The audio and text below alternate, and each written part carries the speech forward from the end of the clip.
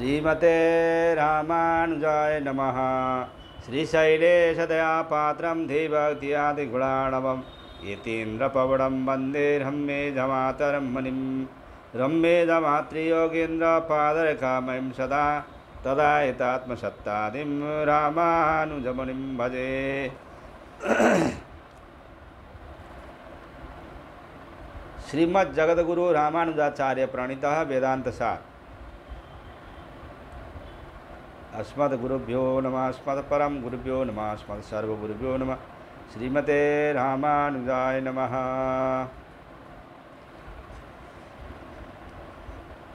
श्रीमद् जगद्गुरु रामानुजाचार्य प्रणीतः वेदांतसार में अथ वेदांतसारे द्वितीयाध्याये चतुर्थपादः।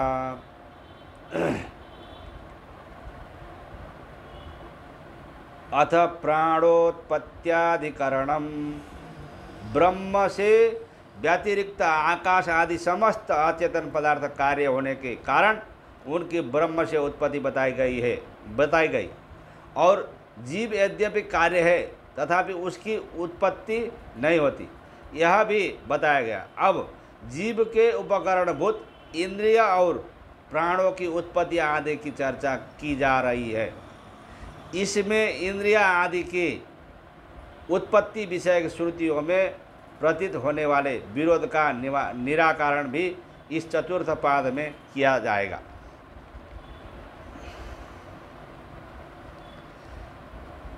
तथा प्राणाः 2-4-1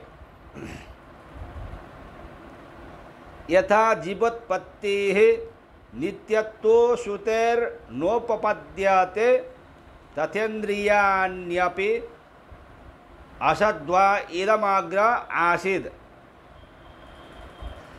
ऋषयो व त्यग्रे सदासीत् प्राणा वाव ऋषयः इति प्रलय काले प्राणानां स्तुत्युपदेशात्।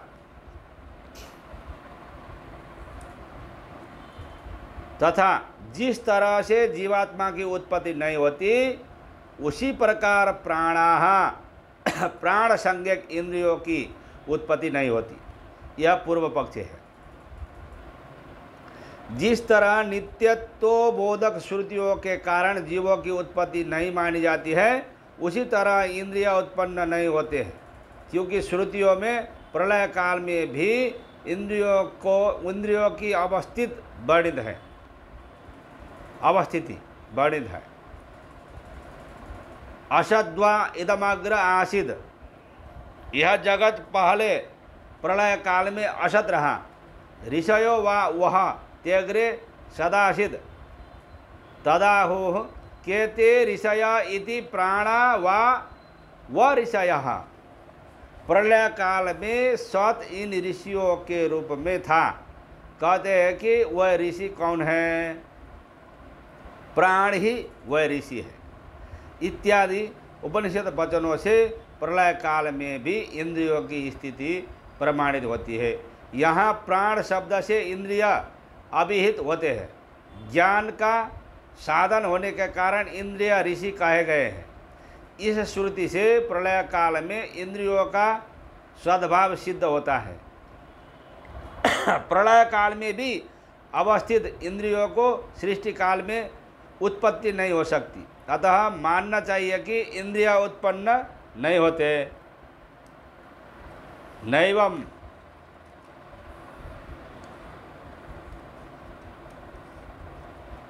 इस तरह पूर्व सूत्र से इंद्रियों की अनुत्पत्ति की उद्भावना करके अगले सूत्र से उसका निराकरण करते हैं। गौण्य संभवात् तत्प्राक् श्रुतेश्च 2-4-2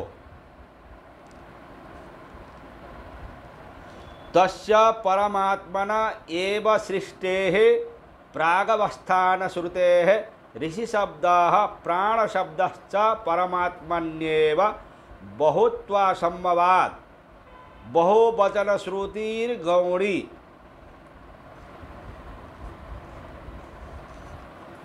गौणी प्राणः, इस प्रयोग में सबके प्राणों के हेतुभूत परमात्मा में बहुवचन के द्वारा श्रुति से कहना गौणी उपचारी के लाक्षणिक है, क्योंकि असंभवाद सृष्टि से प्राक्कालिक परमात्मा में मुख्यतया बहुत्व का बाद है और तत्प्राक्श्रुते है। केवल उस परमात्मा का ही सृष्टि से पूर्व काल में स्थिति होने की बात श्रुतियों से स्पष्ट है। उस परमात्मा से ही इंद्रियों की सृष्टि होती है। यह बात श्रुति के ऋषि शब्द और प्राण शब्दों से बोधित होता है, क्योंकि उनको सृष्टि के पूर्व काल में अवस्थित बताया गया है और उक्त दोनों शब्द परमात्मा के वाचक है। प्राणाः ऋषयः, यह बहुवचनात्मक श्रुति गौणार्थ को लेकर है, क्योंकि प्रलय काल में स्थित प्राण शब्दार्थ परमात्मा में बहुत तो संभावित है। प्रलय काल में एकमात्र परमात्मा की ही स्थिति श्रुतियों द्वारा प्रमाणित है। वहाँ के विशेषण सूक्ष्म चेतनों में बहुत्व होने से गौण भाव से ब्रह्म बहुत्व इसी प्रकार वर्णित है, जिस प्रकार पास के अवयवों में विद्यमान बहुत्व को लेकर एक पास में बहुत्व का प्रतिपादन पूर्व मीमांसा में आदिति ही पाषाण वचन से सिद्ध किया गया है। तत्पूर्वकत्वाद वाचः 2, 4, 3 परमात्मनः सृष्टिपूर्वकत्वाद इतरेषां नामयोगस्य तदानीं प्राणशब्दो नेन्द्रिय विषयः इति प्राणोत्पत्त्यादिकरणम्।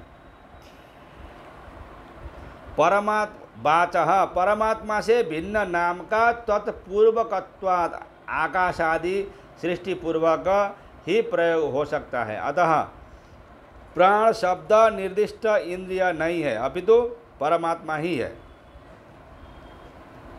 प्राण शब्द को परमात्मा वाचक मानना होगा, क्योंकि वाक अर्थात परमात्मा से व्यतिरिक्त शब्द तत्पूर्वक है, अर्थात आकाश आदि की सृष्टि के बाद उत्पन्न होने वाले हैं।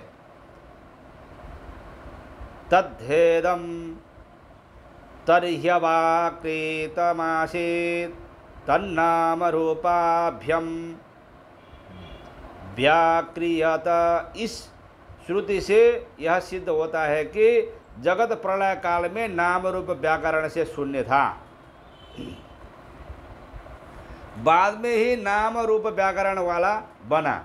जब प्रलय काल में नाम ही नहीं थे, तब उस समय नामों का उच्चारण करने वाले बाघ इंद्रिय का सद्भाव कैसे सिद्ध हो सकता है?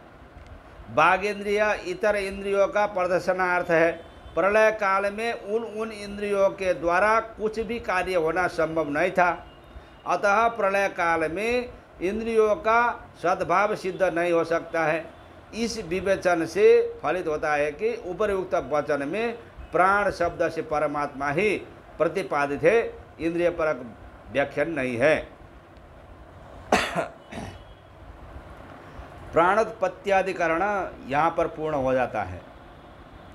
जय श्रीमन नारायण।